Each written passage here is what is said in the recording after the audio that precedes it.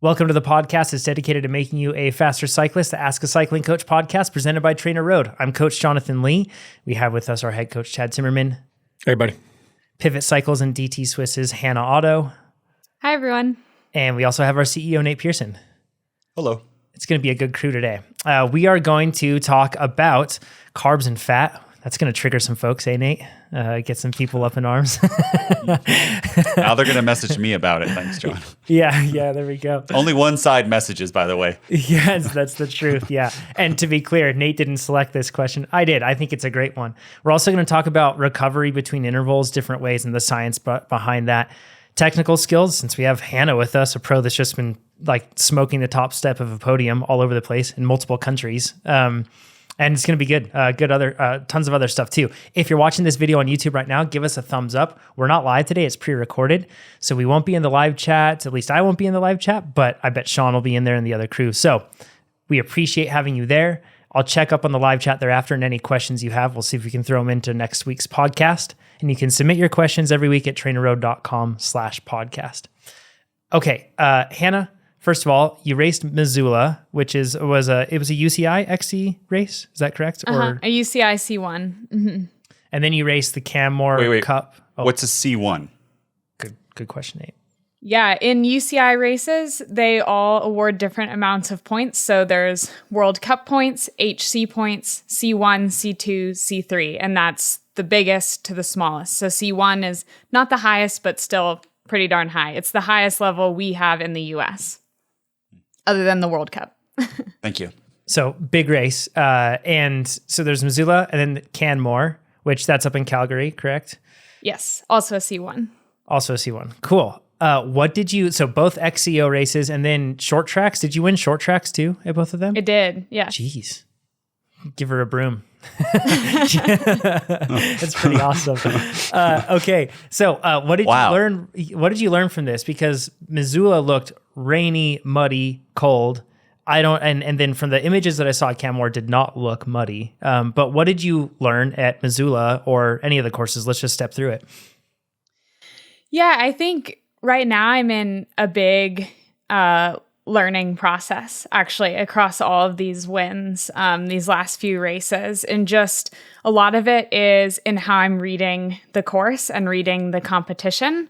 So going into these races with the intention specifically to win, I think gave me a really different outlook than I might normally have. So instead of just pre-riding the course, looking at lines, looking at how am I going to ride this well, I've really started to look at courses to recognize where my strengths and weaknesses are, and then using that information to guide my efforts during the race.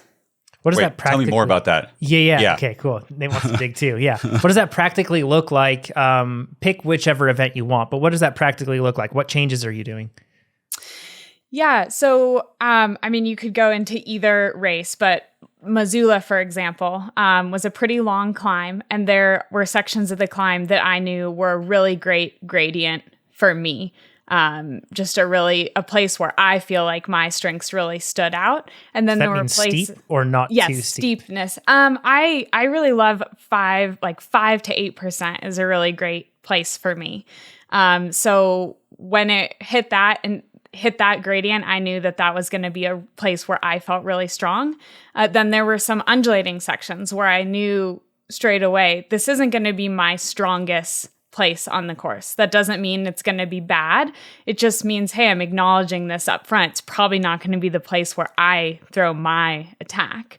So acknowledging those and then planning my race accordingly. If everything goes according to my plans, this is where I'm going to attack.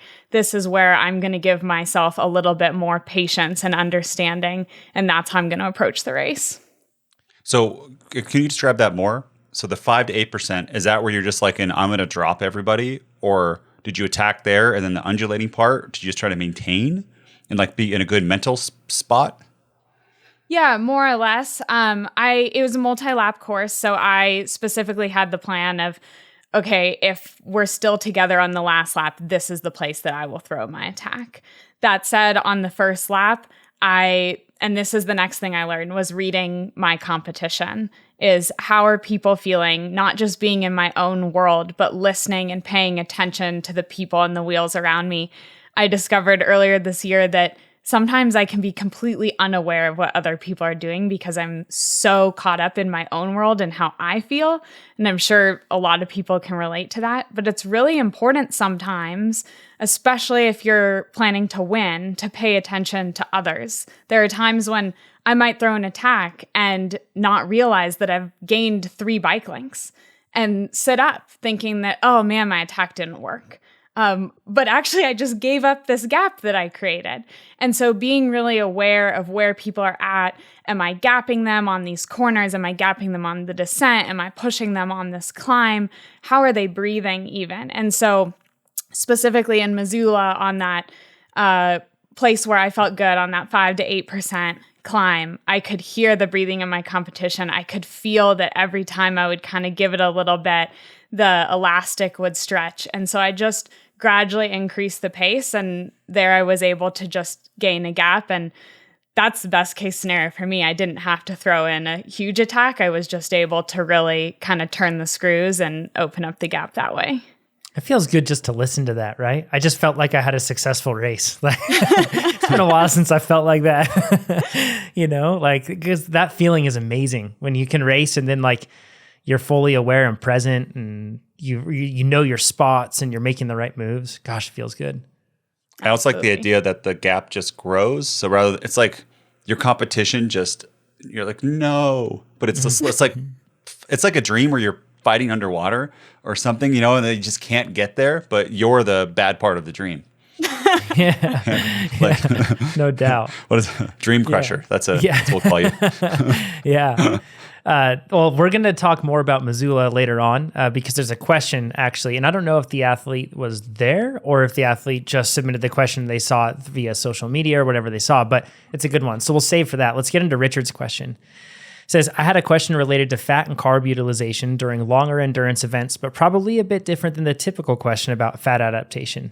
I'm a longtime runner turned triathlete and have so far focused on 70.3s, but with a goal to eventually finish a full Ironman. I recently completed a metabolic efficiency panel test in a lab to get an idea of how efficient I am at burning fat, particularly at relatively faster paces like my 70.3 pace. And the doctor that ran my test said that my results were weird. And then, in this case, Richard says, I'd like to think in a good way. Chad, can you first explain what a metabolic efficiency panel test is? Like what does it look like and what are they doing? Yeah, we kind of did it. You can, I'm pretty sure they tie it in with a VO2 max test, but either way, you're just measuring gas exchange to see incoming oxygen versus outgoing CO2 to distinguish when you're predominantly burning fat, when you're predominantly burning carbohydrate, where in there you cut over to one being the more predominant fuel source. Awesome. He said I had relatively high levels of fat burning for a not fat adapted athlete, aka someone doing keto. These are all Richard's words. But that my fat burning levels remain nearly flat all the way up to LT2, which Nate, what's a LT2, lactate threshold 2? Yes, it is. Yeah, when your lactate starts going faster than you can clear it, and it starts to get exponential, and pain happens. Yeah, exactly. Yeah. And then Richard says, "Thanks, Nate. That's awesome." Then Richard says, "And even past my lactic threshold and my TrainerRoad FTP, I was still burning fat." And then, which he says, the doctor said was very unusual. So I think that means I've been doing my diet and endurance training correctly. But, and this is related to my question, he said it looked like my ability to process carbohydrates was weak, resulting in a lower top end of the result.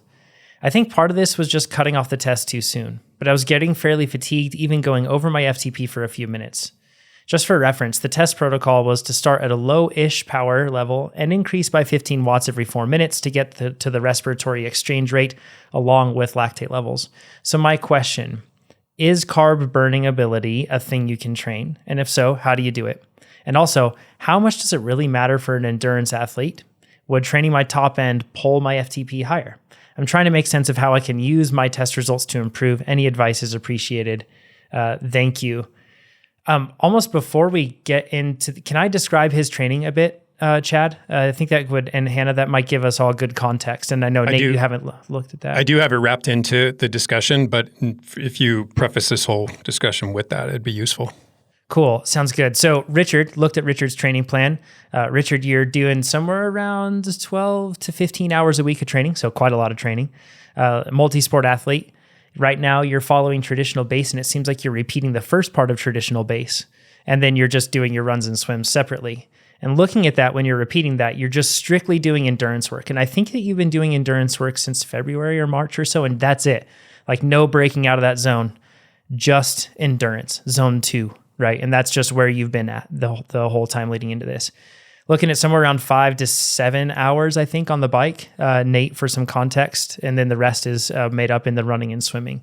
So really like a single profile in terms of recent training, single intensity profile, very much just endurance work, just doing that. That's at the end. And what's Richard's age, FTP, and what kg? I'll check on all that right now. I'm not sure on Richard's age, but I'll go in and I'll look at that. Chad, do you want to kick this off, or Hannah? Let me do it first, because what I present actually dovetails nicely into what I know Hannah's going to present. Amazing. And then, Richard, I wish this were a face-to-face conversation, because I have so many questions and comments for you even before I get to the prepared notes. First off, your doctor said that you had relatively high levels of fat burning for a non-fat adapted athlete, someone doing keto. Are you in fact non-fat adapted? I want to know, is this something you're pursuing? Are you making actual dietary modifications? Are you maybe unconscious or subconsciously changing your diet because you're leaning more fat than carbohydrate? Becoming fat adapted is a stark transition when you heartily pursue it. But if you kind of ease into it, as I have made the mistake of doing, all it really does is keep you tethered to both worlds, and your performance just tanks because of it.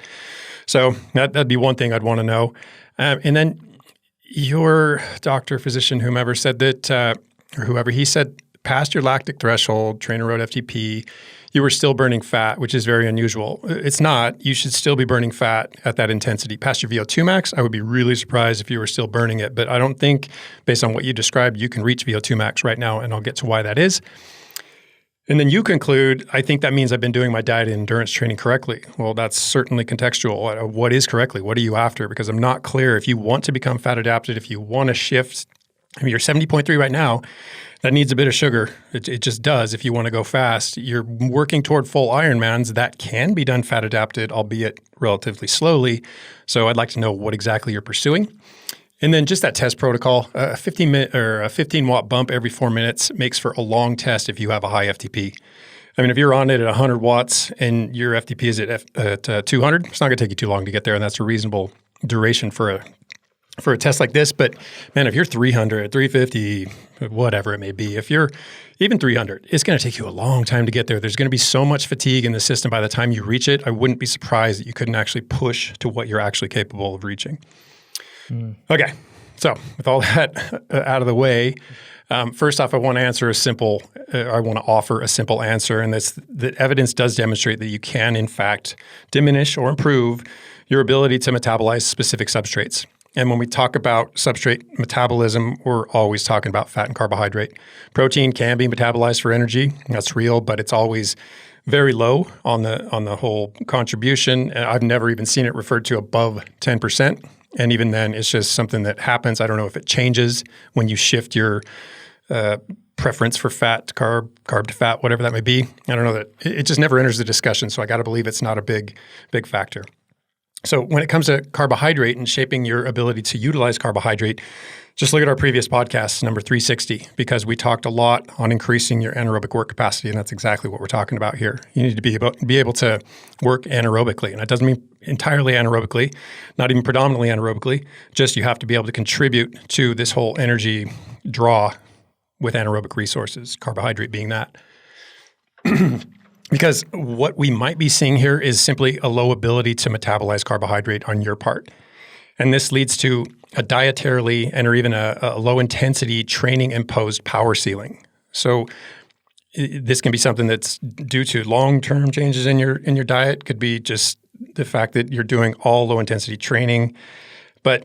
And then actually to break that dietary side down a little more, it's lack of carbohydrate combustion, period. But that could be simply on the day. You could come into this underfueled, and that's exactly what I did when all three of us did a VO2 max test. I simply couldn't elevate. I didn't have sugar on board to do it. And in my case, it wasn't intentional. It was what I just described. I didn't realize how fat heavy my diet was going and how I was basically starving myself for carbohydrate. Jonathan? That's forgive me, that's a really good point. When you come into a test, your current condition as to that day will have an effect on that test. It's not like it will be able to differentiate between, oh, this morning you just didn't eat anything, and as a result, I'm going to overlook that and instead show something else. Like what we eat does have an effect on that. And especially a potentially long test that's incremental in nature. I mean, he's just burning more and more and more carbohydrate that he may not have had on board to burn in the first place. So by the time he got to a point where he needed to work hard, the fuel just wasn't there to facilitate it. And how much glycogen you have too. And that could be multi-days of eating plus whatever workouts were spaced before. Exactly. Mm-hmm. Yeah. Not to mention the long-term effects of that on training, right, Nate? Chad, when we're talking about training over time and you're able to store more. So completely. Yeah, completely.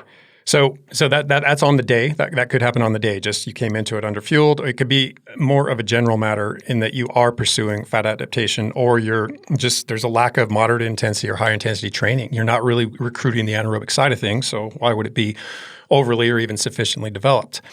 Having looked at your training since, and I only look back to April, Jonathan apparently looked farther back, and all the training has been Z2 endurance sort of stuff. There has been some Z3 workouts, but that's been the high end of things. And that's going to be something I'm going to expand on in a bit. So that's the carbohydrate side of things. And because we've covered that plenty of times and in great depth, especially with that podcast 360, I wanted to turn this more toward fat for a minute, because this is also something that's very shapeable. And in the case of a 70.3 athlete, and especially a full Ironman distance athlete, it's pretty relevant. And what I'm going to use is what I have used for my own benefit a number of times, which is a review article from basically the turn of the century, 1998, Rinaldo and Rhodes. And it's titled simply Lipid Metabolism During Exercise. And I like this article, and I still like this article because it continues to set the stage for any discussion like this, even being 24 years old, because so much of it still holds true. And I can't really find anything. I recently, just a couple of days ago, went over it again, and all of it still stands up really nicely. And it points out a few important things. First off, that fat metabolism is influenced by a small number of factors, and their dietary and nutritional status is one thing. We just kind of touched on that. Influence of hormones. If this were a deeper dive, I would go into that. I'm just going to leave that alone. Exercise, both the mode, running actually is found to burn more fat than riding a bike. The intensity, obviously, as the intensity creeps up, we get that interchange between carbohydrate and fat. And then the duration, as the exercise carries on and we run anaerobic stores lower and lower and lower, fat and aerobic metabolism play a larger and larger part. And then, of course, training status. Are you deconditioned? Are you highly conditioned? Are you anywhere in between? Because that can all affect how you metabolize fuel. And then just quickly, I'll touch on a paper that I'll talk a little bit more about later by Acton and Ukendrup. They add that gender can also influence this, physical activity level, so the non-exercise side of things, and then numerous other unexplained factors which are going to affect it a little bit. Another point they bring up is that low-intensity training is supplied predominantly by free fatty acids, and these fatty acids of fat come from our adipose tissue. So we're talking about stored tissue breaking down to provide energy. This happens when we're working 25 to 40% VO2 max, roughly. Once we push up to about 65% of VO2 max, and this holds true across a lot of studies, this free fatty uptake by the muscle actually decreases a bit. And then when we prolong our endurance training or exercise, and we work at this moderate intensity, another shift occurs that I don't think a lot of people know about, where the work is increasingly fueled by fat from muscle triglycerides. So still fat fuel, but the fat's actually coming from the muscle or the fat stores that have been built up in our muscles, probably through training, and then there may even be some there without training. I'm not entirely sure about that. Jonathan. Super, super important thing that I just want to emphasize what Chad said is that as intensity increases, what this research doesn't show is that fat metabolism turns off. It changes. It may decrease slightly, but it does not turn off. This whole system of switches and faders, right? Yeah. I just want to nail that home. It was such an important point that Chad just said, and it goes against the conventional wisdom that I believed at one point and that I see, and even in this question, we see mirrored here. Yeah, we've seen Tim Podlegar Dr. Portlagar pointed us to some of his research, I believe, that showed carbohydrate introduction after 30 minutes of riding without it had no effect on carbohydrate or fat utilization, which is super interesting. And then, I had another point there. Oh, even at super high intensity, maybe at and even above VO2 max, there's still some people who argue that though, minimal, there's still some contribution from fat. It might be a tiny bit, but it never really goes away. And that is still contentious, but it's beside the point anyway. It's such a small contribution, it's never going to impact anything we do realistically. But back on track with the particular fats, these fats are they're trainable. And this is one of the major endurance training adaptations, one of the things we pursue, whether we're aware of it or not. And again, an older study, 1986, Hurley and colleagues used 12 weeks of endurance training to affect the percent of energy derived from fat. And specifically, they had athletes, I think they rode bikes, but I'm not entirely sure, but they worked at 64% of their VO2 max, and fat accounted for 40% of their energy utilization or energy provision. At the beginning of the study, 12 weeks later, 60%.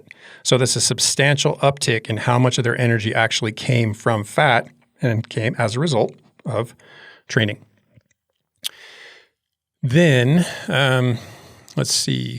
Oh, then at even higher percentages of fat. So once we rise above this 65%, fat combustion drops precipitously. And this is due to a number of things. And again, deeper dive might have gone into these things, but one of them is just lack of blood flow. Think about it. I mean, if the blood flow is now being diverted to, cooling, to fueling the muscles, well, not as much is going to the fat, not as much is going to carry free fatty acids out of the adipose tissue and into the bloodstream to be utilized. And then these stores, and whether it's the adipose tissue or the muscle triglycerides, are largely where our energy from fat comes. We're not talking about ingested fat typically. That's a whole other ball of wax. The endurance training actually shifts the supply, and this is, again, the thing I don't think people recognize from the adipose, the adipose contribution, so our fat stores, the visible subcutaneous fat stores that nobody really likes, at least in the endurance community, decreases, and the contribution from the stuff in the muscle, the intramuscular triglycerides, actually increase. And I think this is worth noting because utilization of these muscle triglycerides is mainly in the fast-twitch oxidative fibers, so the type 2A fibers, those intermediate ones that we've talked about a number of times. And that's, again, if you're not well, that's another point. I'll get to it. It also happens in the type 1s, and this is assuming the exercise intensity is kept low enough. But my point here is that as intensity rises, there's a shift from our adipose our adipose fat to our muscle fat. And the same thing with endurance fitness. As it rises, a similar shift occurs. And I think this is probably something valuable for people to keep in mind when they're riding exclusively for fat loss, as we've gotten that question so many times. And if you're looking specifically for adipose loss, it's not to say that when you hit 65% you're not burning adipose tissue anymore. It's still contributing, but a shift is taking place, especially if you're conditioned. Now it's going to lean a little more towards the fat stores within your muscles, and that does nobody any favors when it comes to concerns over body composition. So, and just an easy benchmark is if that's your goal, go out and work as hard as you want to, as long as you can still breathe through your nose. And you don't have to literally breathe through your nose the whole time, but the pace should be easy enough that you could close your mouth and breathe through your nose for really as long as you wanted to. It has to be that easy. So sorry, Chad, to interrupt on that, because we've talked about a different perspective on that too. And if your goal is just to shift body composition, in other words, reduce body fat, we talked about the fact that really, when it comes down to it, it's like calorie deficit is the main thing that changes if you're going to be losing that. And if you work hard and you train your body to be able to do more work, it's easier to manage those sort of calorie deficits. It's tricky to manage a calorie deficit, and it kind of like bites when you least expect it. Sometimes athletes might do it for one day and be like, I'm good carrying this, 500 calorie deficit or something more. But then over time, it gets really difficult to be able to maintain. But we talked about if you're really like your goal, and I can't remember the episode, but if your goal is to shift body composition, know that, don't diet on the bike. Give yourself the fuel you need to be able to do on the bike itself, and focus on being able to do more work. And over time, that's a good sustainable way to be able to shift body composition. So, because I can hear people in their minds go, all right, locking in, never break in zone 2, going to do what Richard's done here, and that's how I'm going to be able to shift my body composition. It's arguable that you might actually be able to shift it more favorably by doing more work, higher kilojoules, and then thusly your body's going to continue to burn fat thereafter as well throughout the workouts. It's probably a better way to do it for a lot of folks. So yeah, for sure. To lose fat through the long, slow distance method, you have to have a lot of time, the long portion of that. You have to be able to ride for a lot of hours. So you can't go out and just do 2 hours a week at this particular intensity and expect it to work miracles on your body composition. It sadly doesn't work that way. Yeah, and there's opportunity cost with that too, right? Because then you're spending that time doing something else that you could be doing, Yeah, and it could be argued that's not even the most healthful way to go about pursuing improvements in performance or just, good health. Great point. Okay, so it's about this 65% point that this shift that's due to the ever rising intensity that for a translation, this is probably in terms of power, in terms of percentage of FTP, probably somewhere around 80% of FTP. So that's kind of the high end of things where you're going to start tipping into where you start to burn the fat in the muscle. And this could be a pretty reasonable break point where carbohydrate intake becomes of greater concern. This is where you really have to make sure you are actually fueling for the work because fat's just not carrying as heavy a load. And if it is, it's the fat that's in the muscles and it's going to deplete at some point. Problem is, this is a bit of a moving target, and this is all based on your aerobic and anaerobic capabilities. And again, it's that whole training status variable that I named earlier. And so the difference between conditioned, unconditioned, highly conditioned all plays into this. And then there are also differences in fitness capabilities. Because if you look at this and let's just use round numbers, but if you consider an athlete who has a 200 watt FTP versus an athlete who has a 400 watt FTP, if they both ride at 240 watts, they can weigh the same weight moving up the hill at not on a hill, on a flat road. Either way, they're both working at 240 watts. The 200-watt athlete is at 120% of their FTP, while the 400-watt athlete is at 60% of their FTP. So this is one athlete operating at all the way 100% or near 100% of VO2 max. The other one maybe 50% of VO2 max. So clearly, power at VO2 max bears a really strong influence on substrate percentages at all times, right? And that power output can change a little, it can change a lot within an athlete. So from the beginning of the season to mid-season to end of season, you could actually be, in terms of metabolic usage, a very different athlete. But back to the point at hand, we can indeed influence how much work is fueled by these fat stores via endurance training. And that study that I mentioned earlier by Acton and Drop from 2004 remarked on the maximum rates of fat oxidation typically reached. And they pinned it between 47 and 52% of VO2 max in a very large sample of general population, which I take to mean untrained people. Then you look at trained individuals, and that creeps up to 59% to 64%. So basically 50% of VO2 max versus 60% of VO2 max is the difference of roughly 10 to 12% of VO2 max.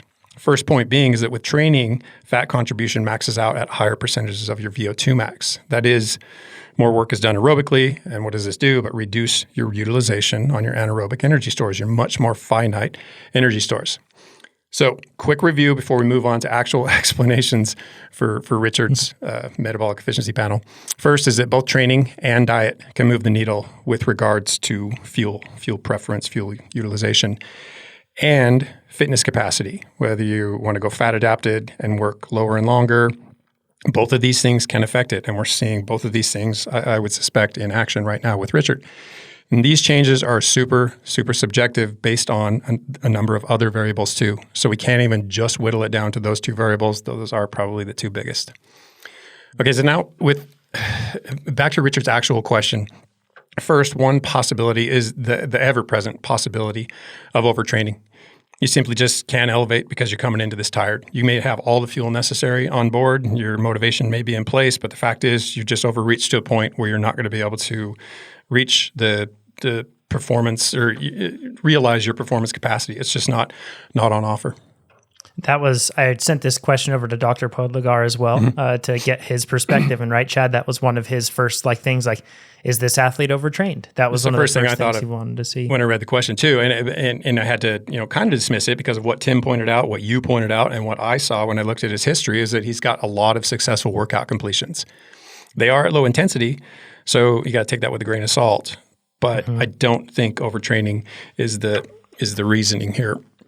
And then The second possibility is dietary, right? Are you avoiding carbohydrate, perhaps favoring fat, whether you're doing this on purpose or, kind of subconsciously? And I'm really curious as to what his LT measurements looked like. Because, and this is from a paper just a few years ago, 2017, Inigo San Millán and George Brooks, looked at they used the assessment, or they used metabolic flexibility via the measurement of blood lactate, fat, and carbohydrate oxidation in response to exercise. And I watched the heck out of that. But basically what they concluded is that blood lactate accumulation is negatively correlated with fat oxidation, positively correlated with carbohydrate oxidation across a wide range of metabolic capabilities. They looked at everyone from professional athletes to amateur athletes, moderately fit, to not even athletes, but people with metabolic syndrome. And they noticed that's just the correlation. And also, back to Dr. Podlegar, he pointed out that pursuing metabolic efficiency testing hints at a concern over your diet and your fat-burning capabilities. So it's clearly on your mind. How much it's impacting your dietary choices is the question I would like to ask. And then finally, my suspicion is that this is simply due to a lack of training on the anaerobic side of things. I think that not only has Richard been going the traditional base route, but he's been repeating phase one. And phase one especially is going to have this effect if this is all you're doing, especially, just considering the fact that it might be exclusively L2 training, so endurance level training. And think about it. If your intensity doesn't recruit many of the fibers that metabolize carbohydrate, you're not producing much lactate. And even at your current high end, which is why I wanted to see what your lactate readings are, because I would bet they're really low. All of this points to me answering categorically yes, you can absolutely pull up your FTP with simply increasing your carbohydrate burning capabilities. And this is going to be done via moderate intensity training and high intensity training. And I want to be clear, this can simply mean the addition of moderate intensity training. You can simply move into tempo, do some sweet spot. That would start to have an impact on his ability to metabolize fuel anaerobically, carbohydrate in particular. But us here at TrainerRoad, we're super strong proponents of the inclusion of high intensity interval training. Most coaches are. And it has benefits that range outside of sport performance, first of all, and within the sports performance realm, the benefits range widely. And I do think this is the approach that makes the most sense for someone competing at 70.3 distances, where more fuel availability is going to lead to higher power output over the event, faster finishing times, all due larger to greater metabolic flexibility. Because right now I see Richard as exhibiting pretty low metabolic flexibility. Were his goals ultra distance, and I know it sounds like they eventually are, he wants to do Ironman, this brings to mind the paper that Tim Podlegar linked us to, the Maunder, Kilding, and Plews paper from 2018, where they said basically that it's reasonable to compete a race of this nature on little more than fat, but it's going to be slow. It's going to be greater than 12 hours. And for some people, whether they use carbohydrate or not, 12 hours is not slow, but more commonly, they're going to fall in the 14 to 15 hour range because you simply can't do the work if you don't have the carbohydrate. And even when it comes to top competitors, something this paper pointed out, even at the Ironman distance, they're typically ingesting carbohydrate. Even if they choose to train low, even if they're fat adapted, they're commonly going to rely on carbohydrate in the event itself.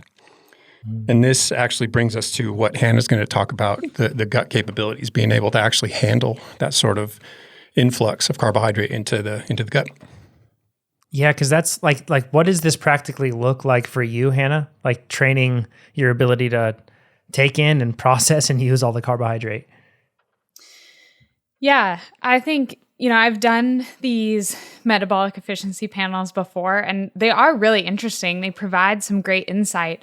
But for me, it's really just a snapshot of where you're at.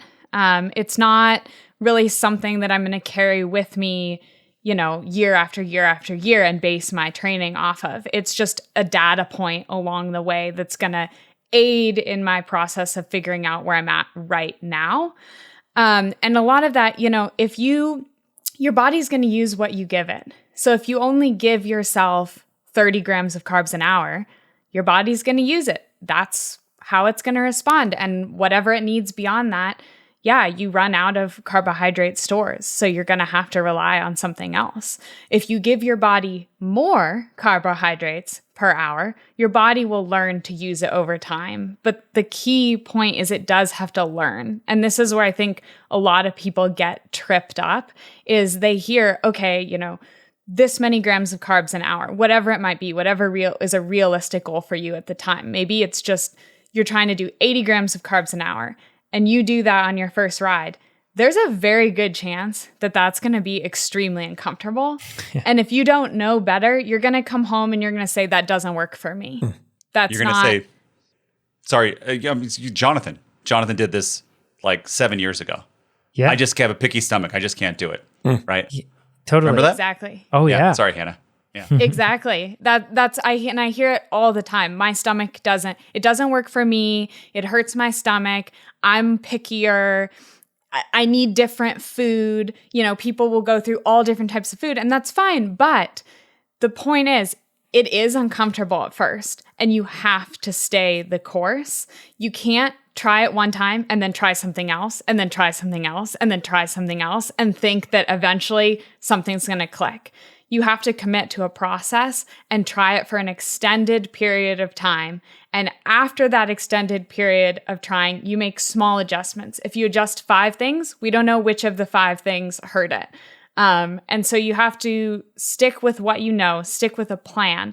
So for me, my feeling, it's very rare that I'm out there thinking, oh man, I really want another gel, especially when I'm racing. It's like, you don't crave that typically. And so for me, my fueling is always a plan. I'm always thinking about science over comfort or science over desire.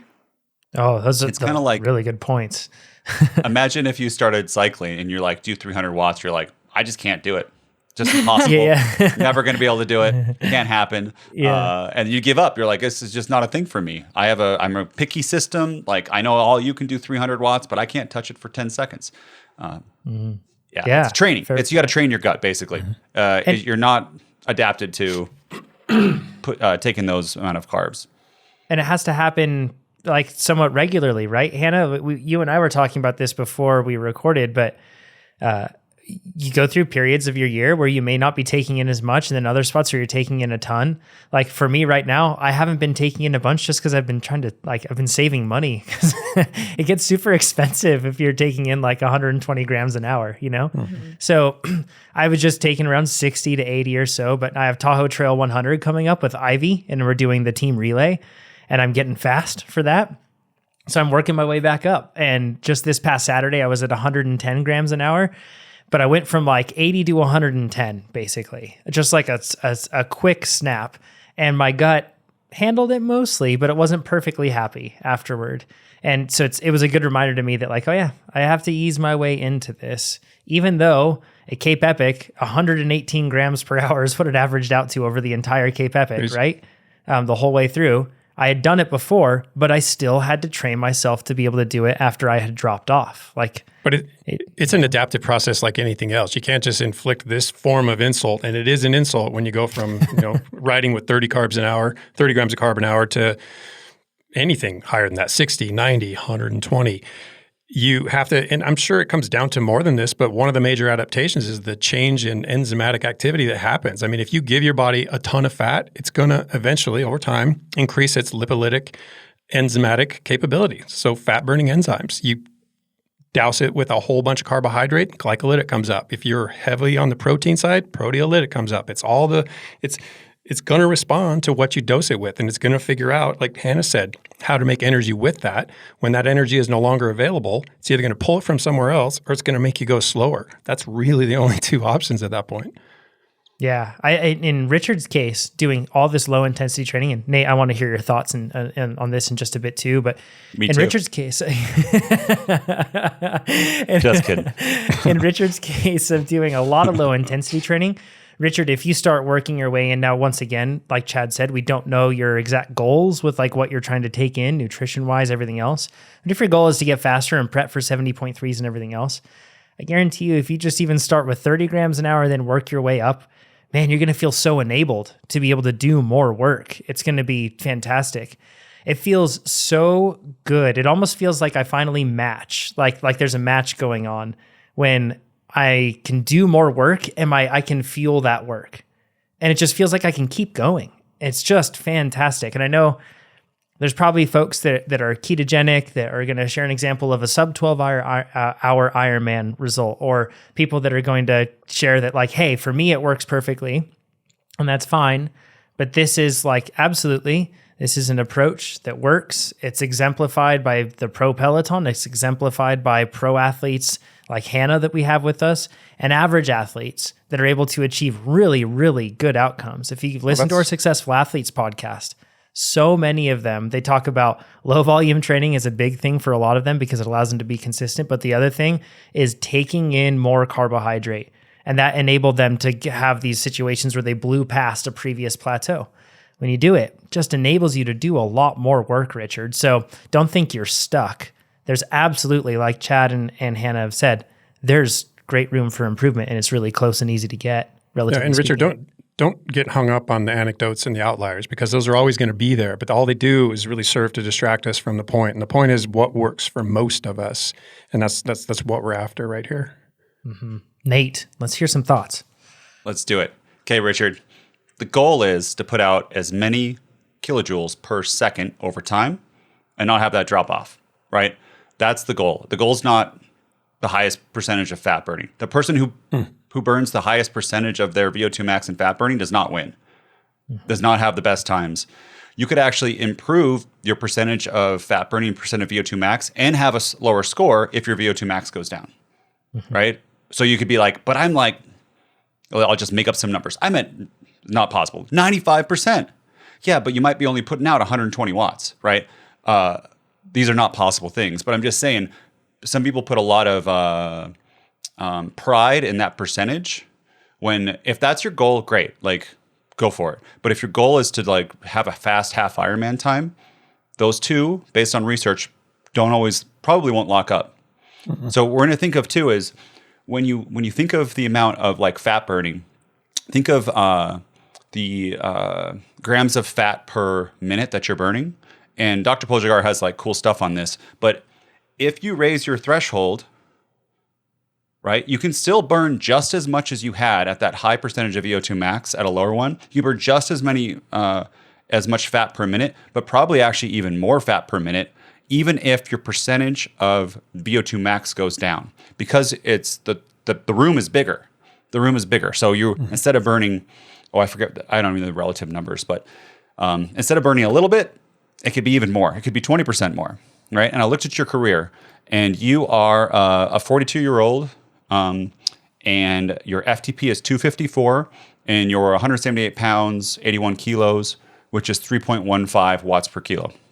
And looking at your progression levels, I mean, this kind of says it all. Your endurance is 7.5, your tempo is 5.3, your sweet spot is 2.3, and then threshold 1, VO2 max 1.1, anaerobic 1, sprint 1. Not that you need to do sprint, but you've just not been hitting those other zones.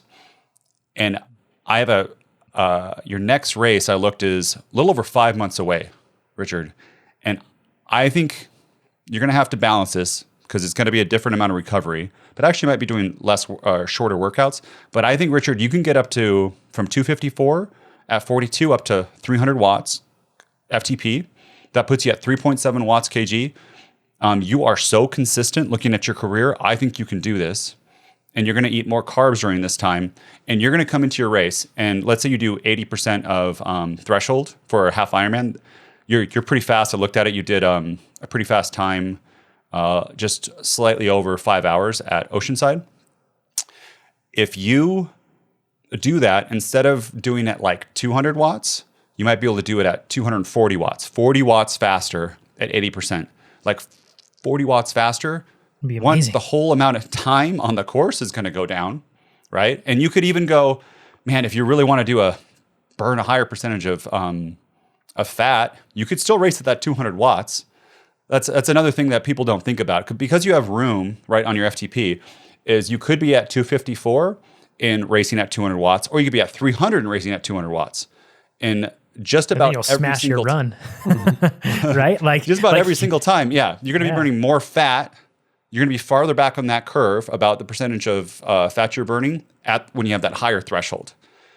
And then you can kind of pick a number inside of that based on training, how you feel, and do some brick runs to see what you run off of that. So even if it did change a little bit and you're like, instead of 80%, I'm going to do it at 78% of FTP, which even those are pretty conservative. You can probably bump it up to 82 or 83, or if you're really fast, 85.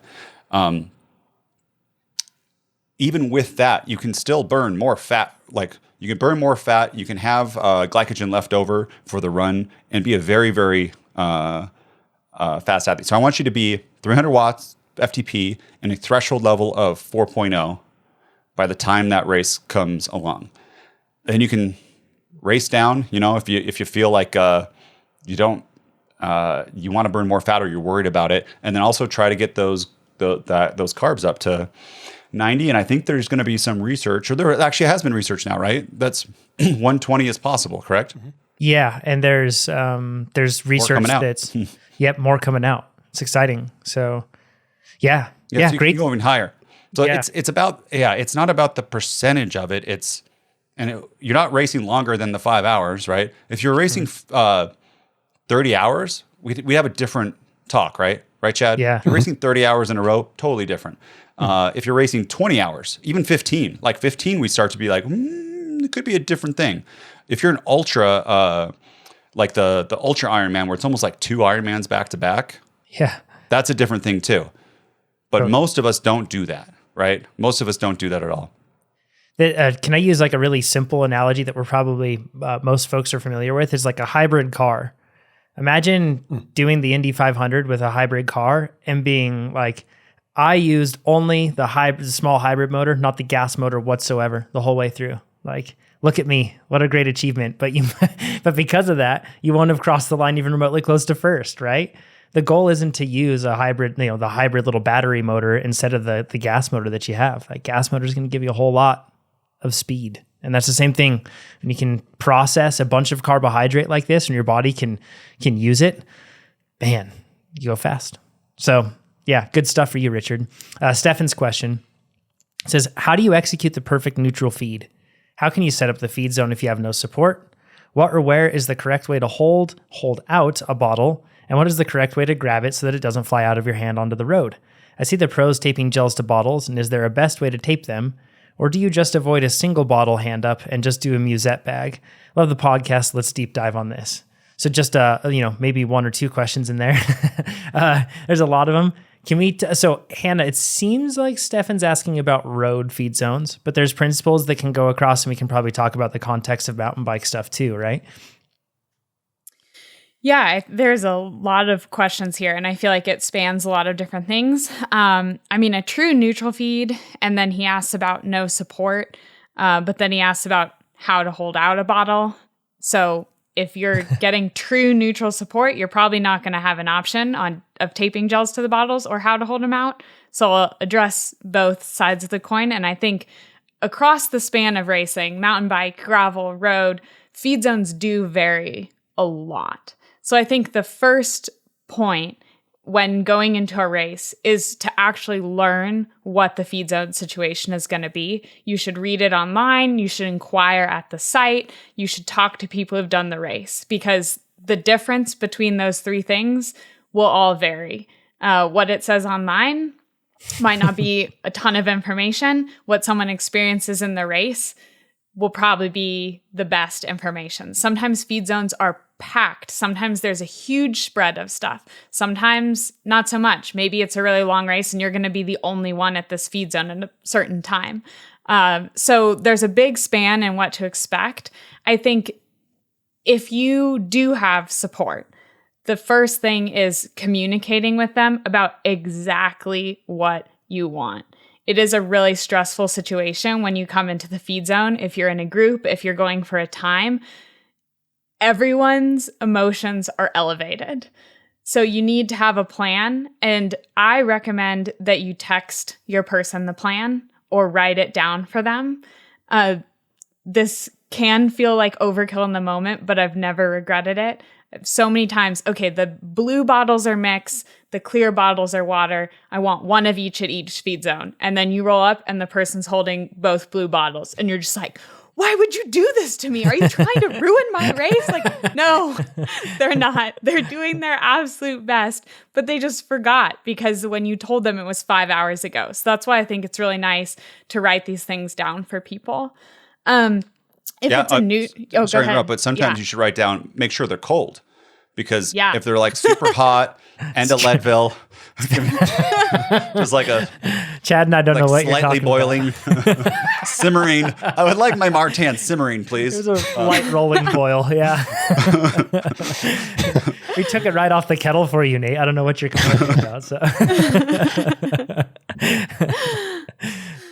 But Hannah, this is a good point because when you go in to the feed zone, you should anticipate that you have like lower ability to focus, lower ability to communicate. It's just anticipating needs that are going to exist in the moment rather than right then at that same time that you're informing people. That's a really good like principle of preparing, is to anticipate the conditions that you're going to be in rather than just, thinking it, just literally writing it down. Hannah, what you say resonates with me so much. So I want to jump in because I agree with everything you're saying. But I saw on Ryan Standish's Unbound, he had a view, and support people, listen to your person who's exhausted.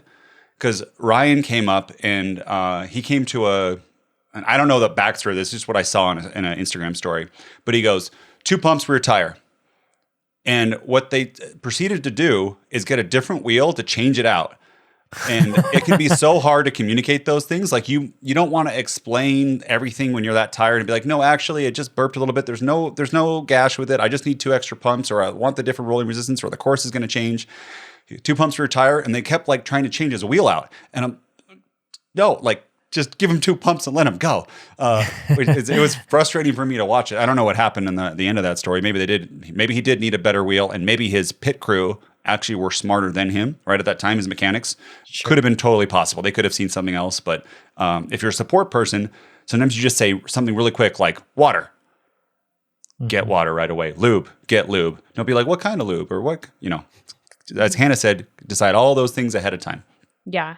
And communicate them. Like, I think it goes both ways. I love what Nate's saying in that if I come into the feed zone and I ask for water, but I specifically told you mix, it's probably because something's happening and now I want water. So it's okay to change. I also think sometimes you give someone else the plan because in the moment when everything's hectic, you as an athlete forget the plan or think that you no longer need it. I know I've come into a feed zone with a group and my support's trying to hand me food and I'm just like, I don't need food. I need to be in the pack. It's like, I'm pretty sure you should take the extra 5 seconds to put this food in your pocket. And that's where, it does kind of span a spectrum. And that's where just having the communication and knowing the person you're working with and even sharing a little bit of insight into your personality and saying, hey, when I come into the feed zone, I'm going to be stressed. My voice will probably be raised, but you're doing a great job. So, just communicating that is important and totally fair. Yeah. I wanted, Chad is like I can't afford Chad to do this, but I want to be able to pay Chad to be my support person to every single race. It's amazing. So I think you all know of the gravitas that Chad has, his calm that he communicates as well, everything else. But sorry, Chad, making you blush. But at Leadville, when he was crewing for me, it was like, and I tend to be on the more high energy side of things, right? And I came into, anytime I saw Chad, it was like an oasis of calm. He just like saw me, he was smiling. He was complimentary, but he wasn't over the just top. Bored. And he was slightly buzzed. Could have been that. Just kidding. But neither, actually. It was like a great energy match, right? He was giving me what I needed, and that was calm and confidence, right, in the moment. And there's a lot to be said for that. I'm not sure I've ever really provided that for Nate in his feeds or anything else. I get really excited and support, but it might not be a good match for Nate. matching. I mean, you and I, as you pointed out, I was a good match for you. But in other people's cases, I can't really muster huge enthusiasm. So I might be exactly what they don't need. They might need someone who is a little more flamboyant and up and motivating.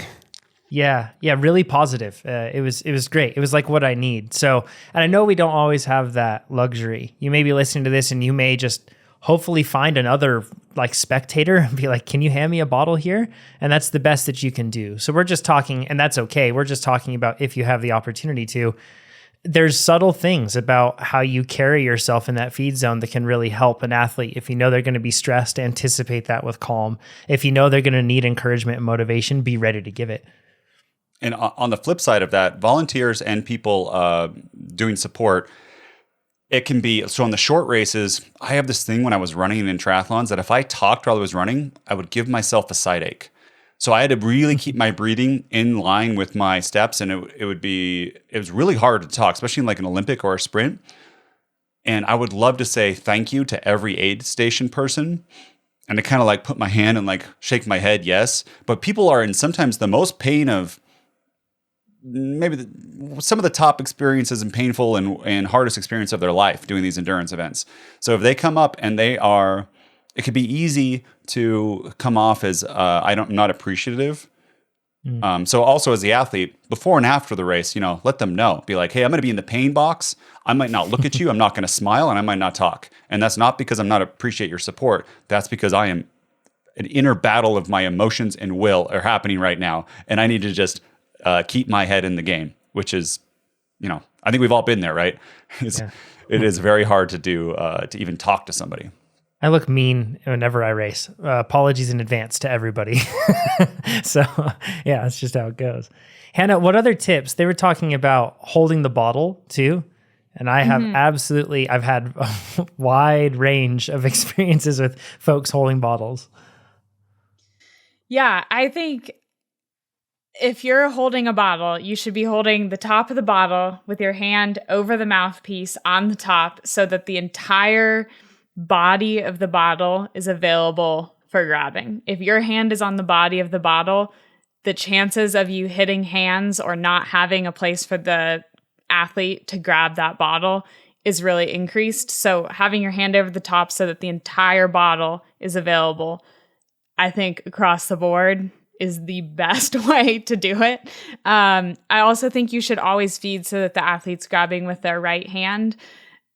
Maybe that varies if someone's left-handed, but in most cases, that's where feed zones are. So it's just best that that's how we all practice and all train. Like in World Cups, you don't have an option. You always feed so that the athlete's grabbing with the right hand. And so if we all just commit to that, I think that's the best case scenario as well, because then there's less mess also of people trying to go to different sides of the feed zone and crossing wheels and things like that. Yeah, good tips. Another pro tip, is volunteers or support people, if the rider is tall, put it up pretty high and you're short. I've totally had it where I'm like trying to reach down at like below my my top tube height. It's very hard. And also riders, slow down. Like I know you think you're going to grab this bottle at 20 miles per hour. It's dangerous for, like I'm talking to triathletes specifically, it's dangerous for those volunteers. And oftentimes too, some of these volunteers, they know there's like usually a line they should not cross. So many times they will.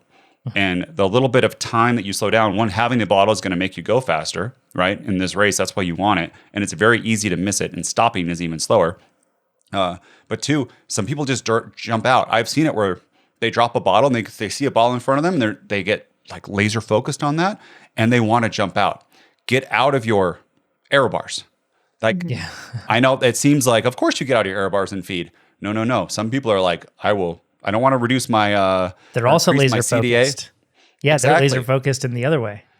Slow down. Think of it as a great way to stretch your back a little bit, stretch your neck, to coast a little bit and grab that bottle and be safe during it. Have one hand on the brake so that if somebody does dart out, both of you aren't going to have a race that's over. This has even happened to pros. Pro athletes at races, a volunteer takes a step out, right? And it can be so hard. And a lot of times too, pros, the race, very little time does in a triathlon, half or full Ironman, does it come down to 3 or 4 seconds, right? Usually there's a couple famous ones that have done it, but in general, they're usually bigger gaps, right? Where this slowing down for everyone to be safe, it's going to be okay. A couple tips on feed zone stuff with bottles. Like Hannah said, just communicate beforehand on which side you're going to grab the bottles. Make sure that's communicated. Big thing.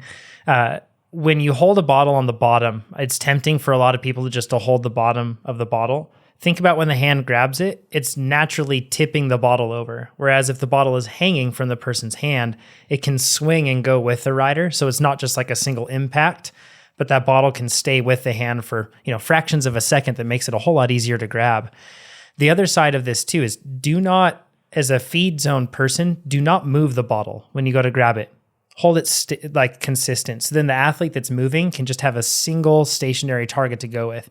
I know it's tempting to want to kind of like go with them and lead them a bit, but then they end up having to recalculate and move their hand around to try to grab it, and it's just tricky. So if you hold the bottle in one specific position, and then that way the athlete, when they grab it, once they've made contact, you can kind of let your arm go with them a bit, and that'll make it a little bit easier, but don't move it beforehand. That's a huge thing. That's a good point. Do y'all do it where like you kind of try to grab in front, and then as you grab it, you like kind of swing your arm back with it? So it makes so that there's not as big of a change in like an acceleration of the bottle. Yeah, and you see pros do this all the time too, right? In the Tour de France and stuff, they're like whoosh with their arm.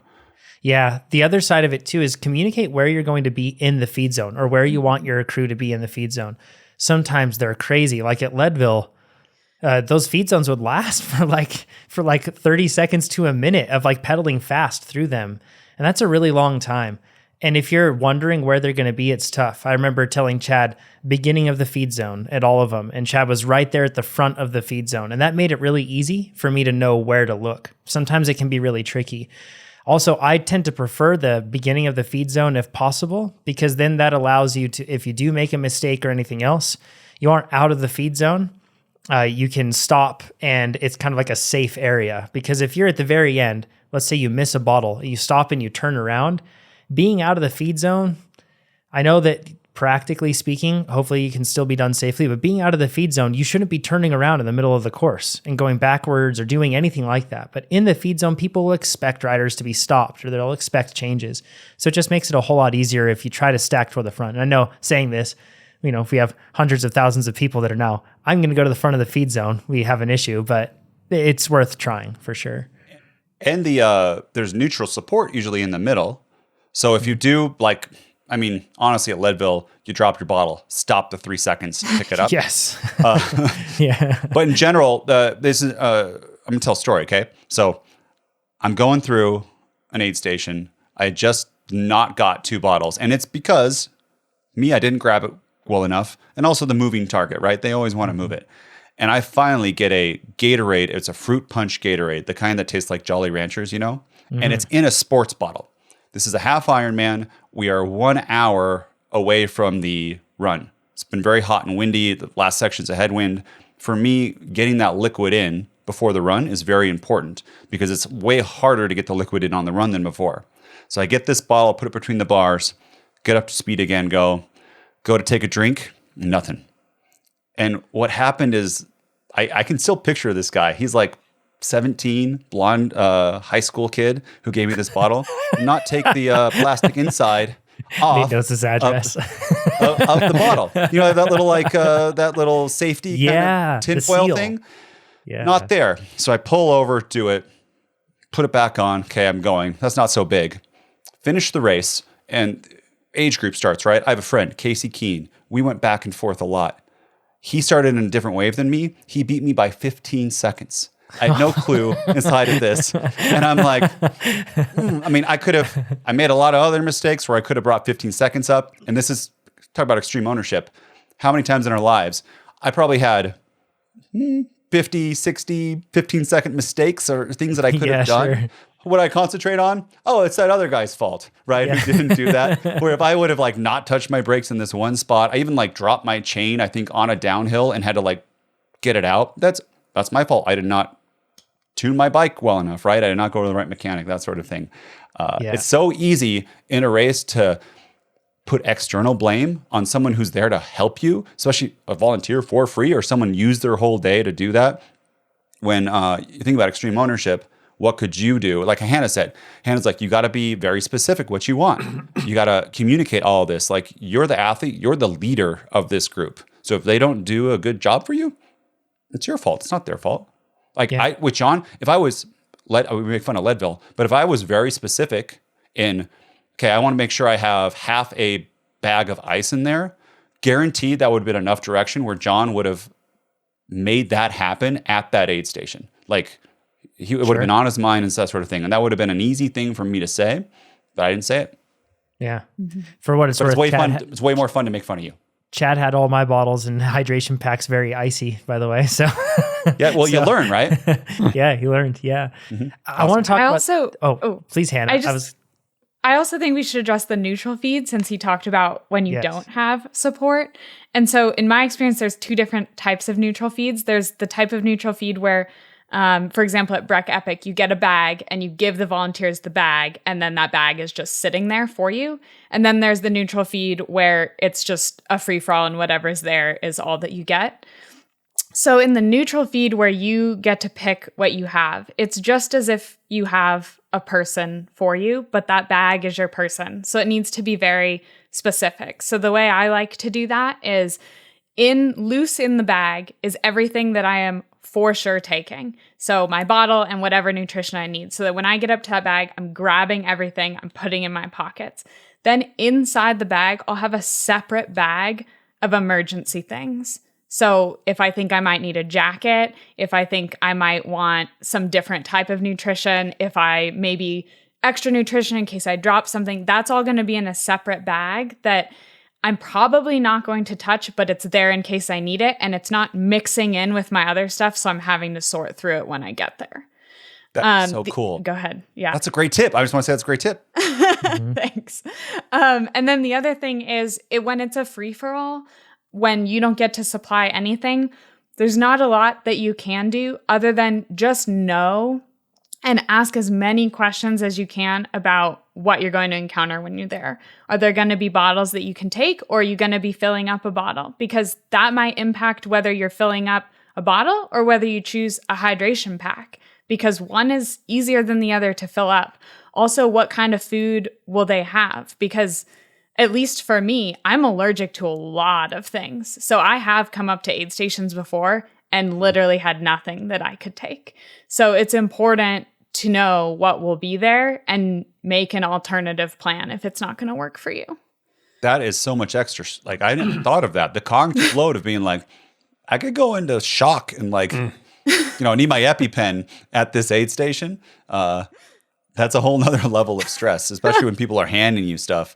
Too, for an Ironman, so my first Ironman, I did not pay attention enough, and I was like, what is special needs? I did not know. And usually what they have is that around mile 70, they have that bag.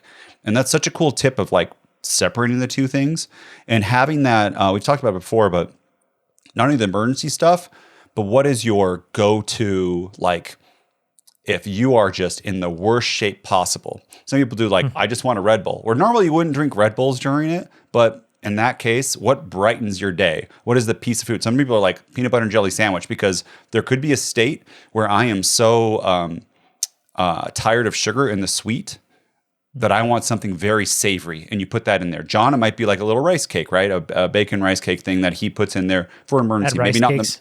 I had rice cakes and Red Bull at Leadville in reserve for Chad, for me. Didn't end up using them, but I was super glad they were there, Just in case. Yeah. One other point with neutral feed is I feel like if you know that you're going to have to take neutral feed and you don't know much about it, you need to take it upon yourself as an athlete to think about how that interaction is going to go beforehand. I'm thinking of Cape Epic in stage 1. My chain was just terrible. It sounded like the metal was falling apart back there because we had gone through so many rivers and stuff. And I got to the neutral feed zone thinking that, they'll have lube for my chain. I'll just pull over and they'll just take care of it for me. And I got there. They went to go put the squirt onto my cassette, the squirt chain lube, and it didn't work. So the guy just rips the cap off and goes to dump the entire bottle on.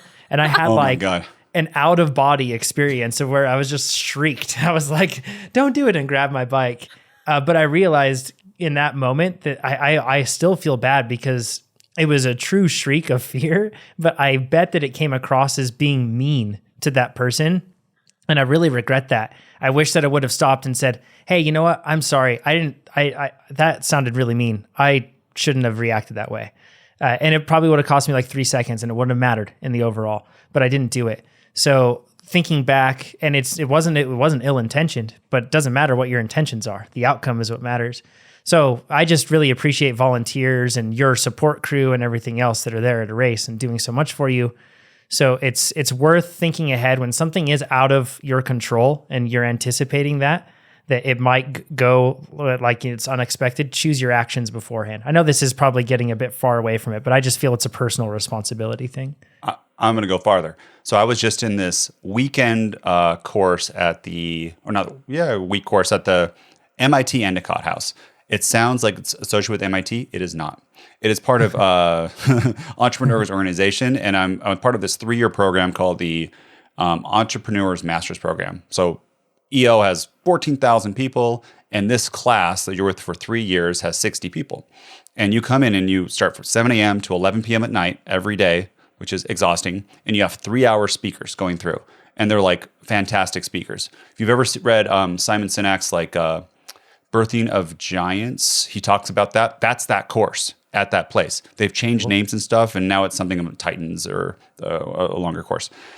Anyways, inside of this one, we had one speaker, and she has a book. I forget her name. If anyone asks, hopefully I'm in the live chat, I can tell you. Talk about being in the red zone and how people, employees, anyone, relationships, if like the amount of stress you are is between 1 through 10, if you're 8, 9, 10, you're no longer logical. You're no longer yourself, and you don't respond to stimulus or stress the same way you would in other states. And maybe in the middle, in that yellow area, you might be able to hold stuff back, but you're still not operating that well. And the idea is in relationships and employees and everything, how can you get people down to that 1, 2, 3? Because then when you have stress, you're like a great person. You're following your core values. You interact with people the way that you want yourself to interact with them, right? And you're capable of. Mm-hmm. So my point on this is when you're racing, oftentimes you're in that 8, 9, 10. And we said before, you're not your true self. So also, Jonathan, I would forgive yourself because it is a very stressful situation to be like that and have 4 more hours of racing. I remember that first aid station. Yeah. After that, I hit my head right after that. It was a lot of yeah, a lot of river crossings, but it is total normal. Again, if you're a support person, everyone seems like a jerk sometimes if they're in that red zone. And I'm sure we've all done it, right? You all been in that 8, 9, 10? Totally, yeah. And oftentimes too in relationships and as a boss, and I've done this myself and I really want to improve on it. You can say 100 things great for 100 days. John actually talked about this too. You say one sentence out of 100 days that's in that red zone, boy, that sentence focused on, right? You think you've all had it in relationships, everything. And totally. The idea is to be aware when you're in that and just, do some calming and even to have to take a break in that situation to get out of that zone. Sometimes it's just as simple as communicating that as well. I know sometimes before a race, someone will come up to me and I'll be thinking, I have to tell them this and I don't have the ability to say it the way that I should. And so I'll just start and I'll simply say that. I'm really stressed right now. I'm super nervous about the race. I don't know how to say this any better, but I need you to do this and I need you to do it now. And usually that person understands. They get, oh yeah, no problem. And then after the race, when it's calm, you can go back and say, hey, thanks so much for meeting me where I was at. And that's perfect. I know, you've heard me do this for years. I have pre-warned everyone when you talk to John before a race, because people like to talk to us. Before a race, I'm super happy. I'll talk to you all the way up the gun. In the race, I'll talk. Until it's one lap to go, I'll be talking. John, before the race, I'm like, why are you so mad at me? What did I do? Like, I don't want to talk to him and I know him. And I'm always afraid that like some listener or TrainerRoad athlete will come up and be like, hey, John. And he just like looks at them and they just like cower and walk away. But he's in that zone and he's in that mindset. So that's why we've said that many times before. Yeah, it's totally not the same John at all. We're after the race. Yeah. He's super happy. Happy to chat. You know who's a great example of this is Nino Schurter. He, forgive me, I've had other athletes too, but he's just like a prominent example of this. I think because for years he just got flats, it seems like at every race. But he just recently got that flat, and we talked about this on the podcast at Nova Mesto. After like, he was right there. He could have gotten a win that would have given him the all-time win record. So talk about being in the red, right? Like Tom Pidcock was there and he was not doing well, and Nino smelt blood and you could see it. And he could have won that day. And then he got a flat. And he rode half a lap on that flat. And when he got to his pit, he did not tell anybody, yell at anybody, tell anybody anything.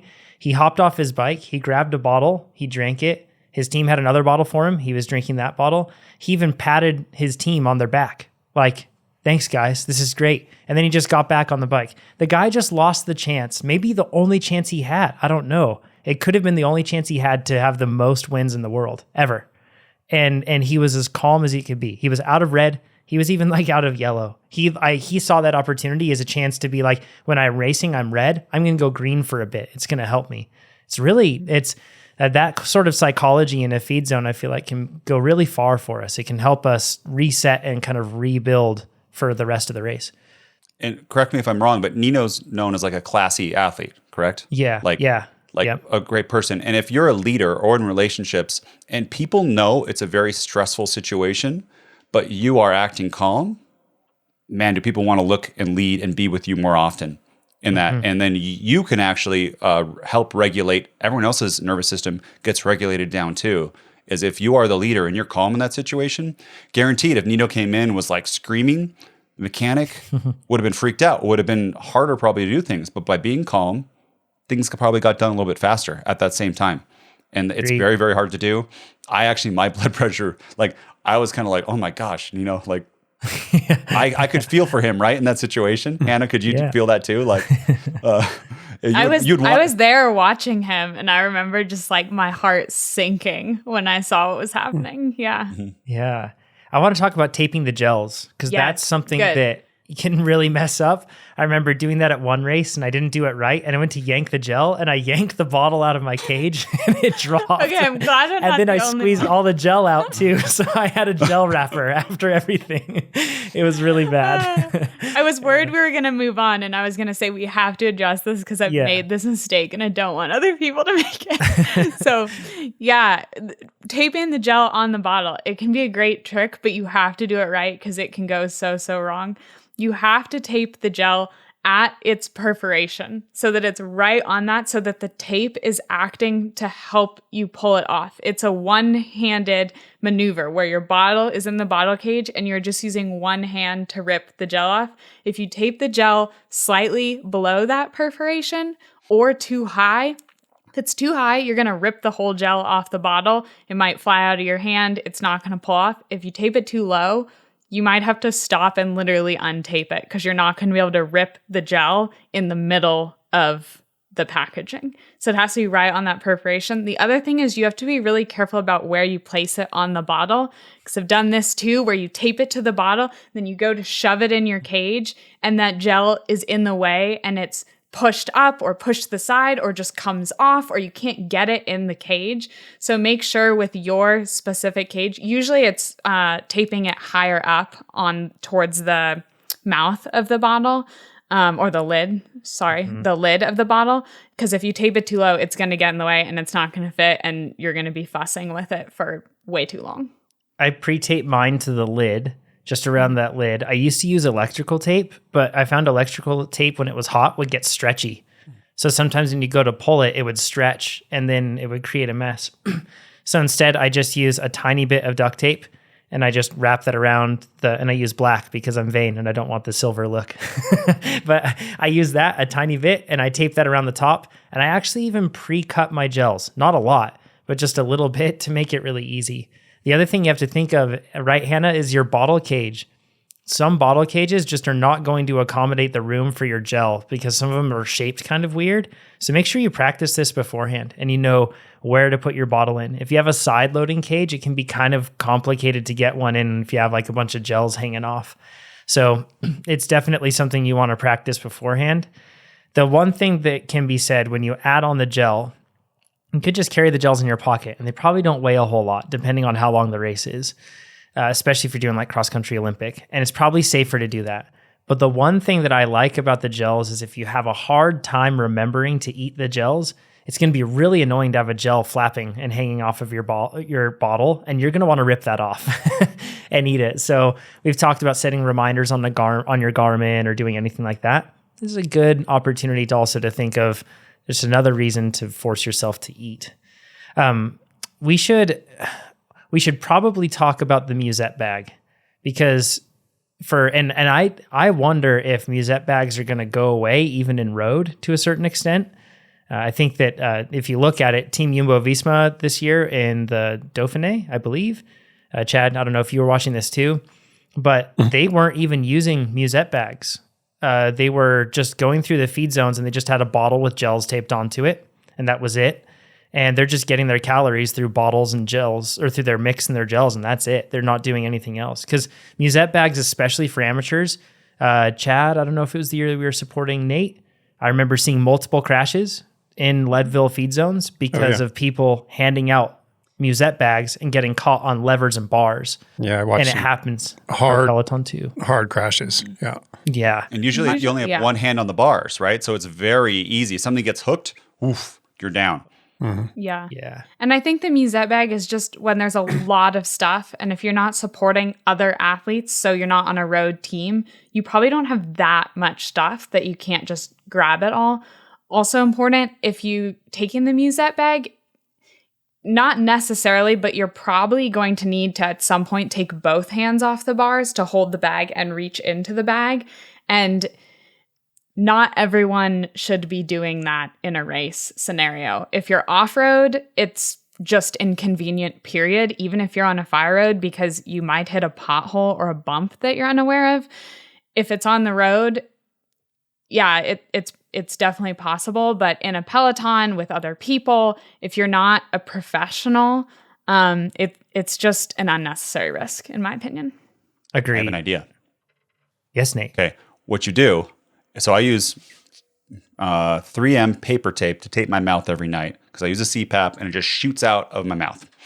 And what I do on the side is if the thing turns off in the middle of the night, you suddenly choke because your mouth is taped and the thing is like hooked to my nose and I can't breathe. So I put these little flaps on the edges so I can rip it off really fast. And sometimes I've done that so fast where I'll have like torn skin, and you can see it on some of the podcast recordings where it was that morning that it happened. But what if you did that where you 3M paper tape, it's very terrible and easy, but it's also very sticky. You put the little tabs on and they just tape up like 4 or 5 gels together like it's a little bottle, right? And then you can rip it off, or you could actually tear with your finger very easily inside your pocket.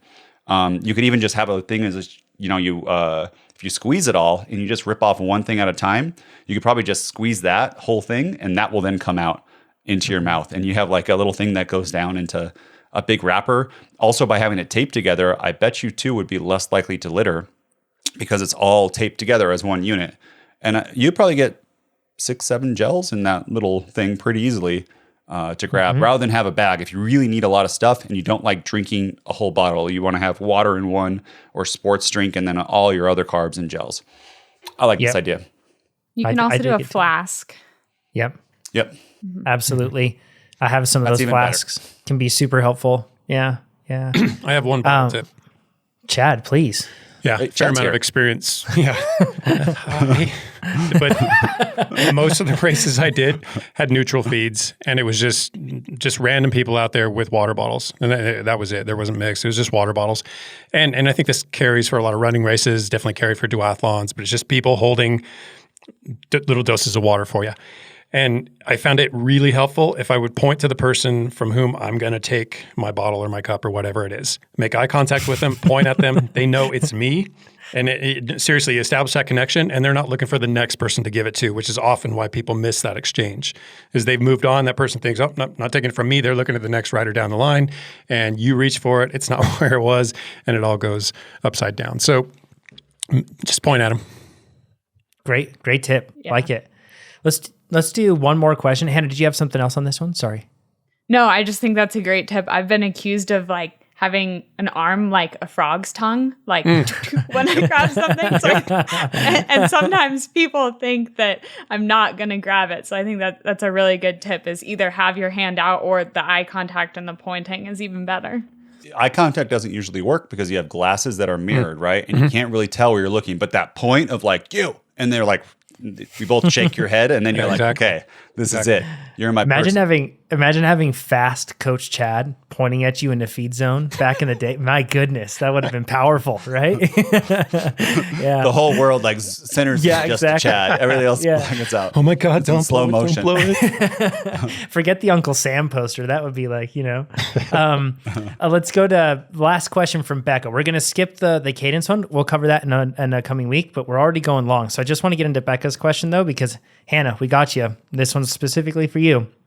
She says, hi, host. While following Hannah on Instagram last week, which y'all can do, by the way, give Hannah a follow. Give all of us a follow. It'd be great to see you all in there. She says, I saw what looked like horrific conditions at the Missoula XC race. The mud was slimy, hills were steep, and it looked cold. Next time she's on, can you ask her what she does for technique in mud to stay, and these four specific things, to stay upright on climbs, steep descents, off cambers, and ruts? Hannah, what tips do you have? Yeah, riding in mud is definitely a learned skill because a lot of it is feeling, which is really hard, especially depending on where you live, because not everywhere do you have the opportunity to go out and ride in mud. A lot of places it's actually not okay or even frowned upon. So that's where I think sometimes experiencing these races is worth so much.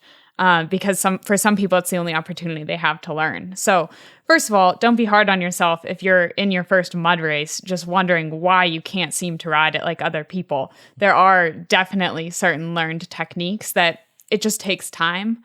The first thing that before the race is having the proper tires. That can make a world of difference. You want to look for something that is going to grab the mud, probably with some bigger lugs, but also cut through the mud. So sometimes even a narrower tire can do pretty well because it's cutting through the mud.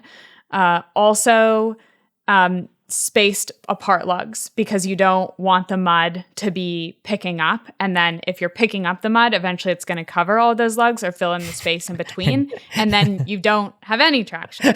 So looking for a tire that's going to fit all of those needs is really important before the race. Yeah. What tires do you use, Hannah? Like in muddy conditions, what would be your ideal compared to the dry? Yeah, for really muddy conditions, I love the Kenda Karma. It's really spaced apart lugs and they're pretty big. At Missoula, I actually used the Rush though, because I felt like while it was muddy, I didn't need as big of lugs. I just needed it to be able to shed the mud. And so that tire still worked really well for me. Nice. Yeah. So after you pick your tire and you're out there, first thing, don't question it anymore because you're already out there. I know that it seems very simple, but I know people will spend the whole race wondering if they're on the right equipment. It's too late. Point. So just assume you are and move on. For the climbs, I think a really big thing is weighting your tires or wheels evenly, because if you don't have enough pressure, that it's going to spin out. So if you're trying to climb, leaning all of your weight over the front wheel, that back one's going to slide. And if you have too much and you're just sitting down and you're in a really hard gear and you're mashing, you're going to spin. And so it's finding this perfect balance where you're weighting both wheels evenly and you're applying even pressure up the whole climb. So sometimes, for example, in the Missoula short track, typically I would stand and climb up that 15 to 20 second hill out of the saddle every lap. since it was muddy, I stayed seated most all of the race because I knew I needed to maintain that pressure on both of the wheels. For the descents, I think it's a lot about controlling speed. So actually in Canmore, it had rained the night before. So in our race, while it wasn't muddy, it was really, really slick. It was kind of an icy sort of sensation with the mud or dirt. And so for that, it was really important to not lock out the wheels and to not brake in the middle of some of these technical descents. So that meant there were some switchbacks and then some steep chutes. And the chutes, once you got into it, it was just so muddy that if you locked up those brakes, you were going to lose all of your traction and you were just going to fishtail down it with no control. And so for me, in those corners, I was coming to a very, very slow speed using all of my brakes because they were flatter in the corners. And then the chute would angle down and get really steep. And I would enter that really slow and then let go of the brakes pretty much entirely so that I had as much traction as possible by using the rolling of the tires to maintain that traction. And then for off cambers and ruts, I mean, there are certain techniques, but I feel like it's so specific to exactly what it is. Where is the rut? How big is it? Can you ride on the side of it? Can you ride all the way in it?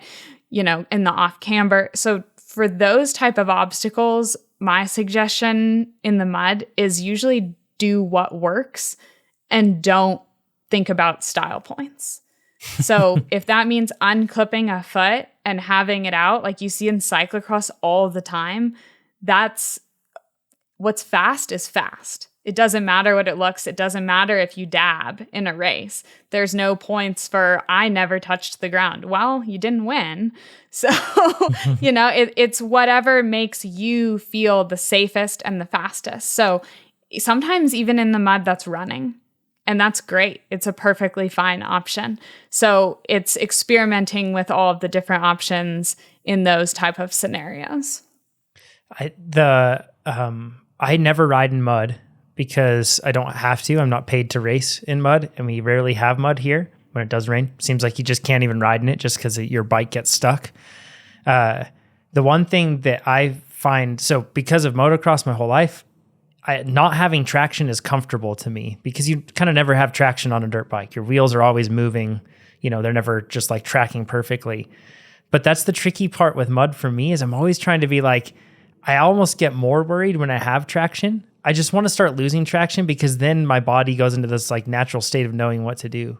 But it's that fear of losing track or fear of having traction and when am I going to lose it that kind of throws me off.